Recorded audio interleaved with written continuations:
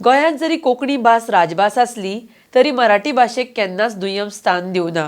दोन्ही भासांक समान दर्जो आसा, देखून दोन्ही भासांचें स्थान आनी म्हत्व अखंड आसा, अशें मुखेलमंत्री दोतोर प्रमोद सावंत सांखळे जाल्ल्या मराठी राज्यभाषा साहित्य संमेलनात उलयल्या। RDX Goa bureau report. Marathi राजभाषा व्हावी यासाठी खासगी विधेयक मांडलं होतं। त्या विधेयकाचं विधानसभेत काय झालं ते सविस्तर भगत सरांनी सांगितलं। पण ते खासगी विधेयक मांडल्यानंतर ज्याप्रमाणे आम्हाला पाठिंबा मिळायला हवा होता तो मराठी प्रेमीकडून पाठिंबा मिळाला नाही, ही मोठी खंत आहे। मुख्यमंत्र्यासाठी मी परत एकदा सांगतो, पंतप्रधानांचा पहिला टर्म झाला, मोदीजींचा पहिला टर्म झाला, त्यानंतर दुसरा झाला, त्यानंतर आता तिसऱ्या टर्ममध्ये मोदीजींना कोणी सांगायला गेलं नाही की मराठी तुम्ही अभिजात भाषा म्हणून डिक्लेअर करा म्हणून। तिसऱ्या टर्मला मोदीजींना कोणी सांगितलं नाही, पण त्यांनी मराठीला अभिजात दर्जा दिला। मला विश्वास आहे डॉक्टर प्रमोदजी मुख्यमंत्री आहेत, त्यांचा पहिला टर्म झाला, आता दुसरा टर्म चालू आहे आणि तिसरा टर्म त्यांना नक्कीच मिळेल आणि त्या तिसऱ्या टर्मला तुम्हाला राज्यभाषा नक्कीच मिळेल आणि त्याच्यासाठी तुम्ही विनवणी करण्याची गरज नाही। इथं आल्या नरेश सावळ खूप मोठमोठ्याने बोलत होते की नो डाऊट त्याने ठराव विधानसभेमध्ये ते आमदार असताना मांडला होता, मराठी राज्यभाषा झाली पाहिजे म्हणून।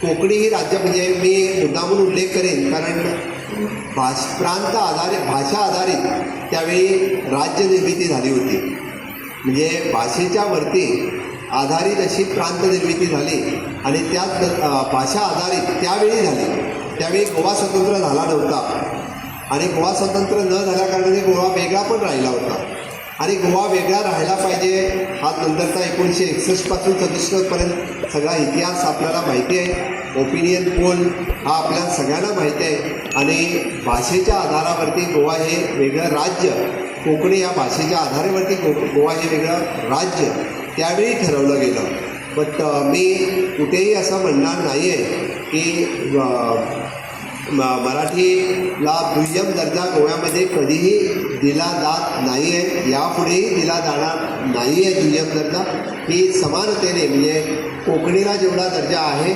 त्याचप्रमाणे म्हणजे आता बरेच जण मध्येच परत रोमी कोकणीला पण राज्यभाषेचा दर्जा द्या, वेगवेगळे विषय प्रत्येक वेळी काढत असतात। मी काही त्याच्यावरती म्हणजे मला कुठलाही विषय पॉलिटिसाईज करायचा पण नाही आहे, पण आत्ताच्या घडीला आपण जर एखादं वातावरण निर्मिती केली, आपण जर एखादं त्या दृष्टीने म्हणजे भावी पिढीच्या निर्माणासाठी अशा पद्धतीच्या कार्यक्रमाच्या निर्मितीने म्हणा किंवा वेगवेगळ्या साहित्यिक एकत्र येऊन तर आपण खूप चांगल्या पद्धतीने या राज्यामध्ये कोकणी आणि मराठी ही बरोबरीने समानतेने गेली कित्येक वर्ष म्हणजे फक्त 1961 पासून म्हणणार नाही मी, पोर्तुगीजकालीन सुद्धा समानतेने लोक कोकणी बोलतात, मराठी वाचतात, मराठी लिहितात। पण आपण मुद्दामून सांगतो की माझ्या टेन्युअरच्या काळामध्ये जर आपण मराठी पत्र माझ्या राज्यभाषा संचालनाला जर दिलं तर तुम्हाला उत्तर मराठी भाषेतूनच मिळणार, एवढं मी हक्काने सांगू शकतो।